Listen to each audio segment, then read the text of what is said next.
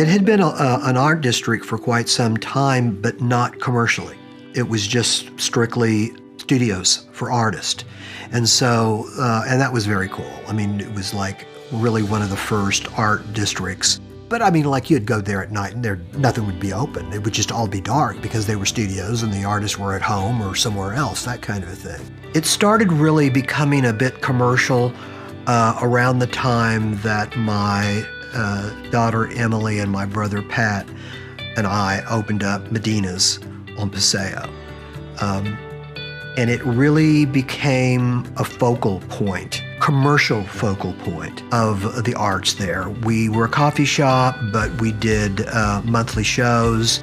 As a teenager, I was kind of a poet and a songwriter. I was the sensitive ponytail type that carried around my journal everywhere I went. And when I discovered Medina's, the coffee shop that had regular open mic poetry nights, that became a mecca for me. A really, really successful poetry night every Wednesday at 7. We would have anywhere from 50 to 75 young people. I mean, people like yourself, that was 16, all the way up to poets that taught in Weatherford or Stillwater and in Norman and Edmond, that kind of a thing. So it was a really great mix. There were only a few things that were open back then. Now the artist studios were still there, but they were dark. We were like really the destination there. I mean, you just didn't happen to drive by to go there. You had to go there. I actually lived here in 98, 99. I lived in the apartments across the street. And it was a little different back then. It was a little more dangerous. It was still a very vibrant arts community with Galileo's here and Medina's coffee shop, things like that we used to go to in high school. So I remember it being a really unique, cool vibe when I was in high school and growing up. There was a newness there. In fact, I've talked to other proprietors of coffee shops at that time, and Oklahoma had a learning curve. There was a period of time with the coffee shop on Paseo, we would have these young people that would come and stay all day and not buy anything and run off the customers that were paying for a sandwich and coffee, After looking at many places around town, including Bricktown, we opened up in 1995.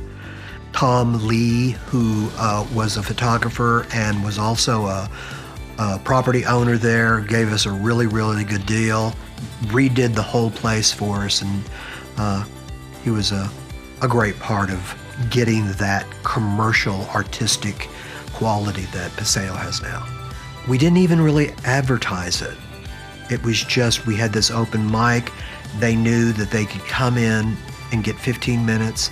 They could do whatever they wanted to do on stage. I mean, and I still know a lot of those young people that are married now and have 2 kids and, that are still poets. We all have those places. I mean, I have those places. Paseo was one of those places for me. This has been a year ago or so. I found myself going to Norman real early in the morning, and on the way I stopped by a Starbucks. And there was a bunch of people in front of me, people that were in scrubs and stuff, getting ready for their day. And it was a long journey, standing in line. And finally, the guy that was in front of me that was in scrubs, he gave his order. He turned to me and told the barista that he'll pay for anything that I was going to order. I kind of looked at him and I said, well, thanks, but why are you doing that? And he said that you're Paul Medina. And I go, yeah. He goes, when I first started into med school, I used to hang out there all the time. I used to study during the day, and then on the weekends, me and my buddies would come in and have some wine or some beer and listen to music. When it was going on, there was such an energy level about the place that you understand where people like the place, and I was almost always there, and so they connected my face with that place. I mean, there would be these nights when it would just be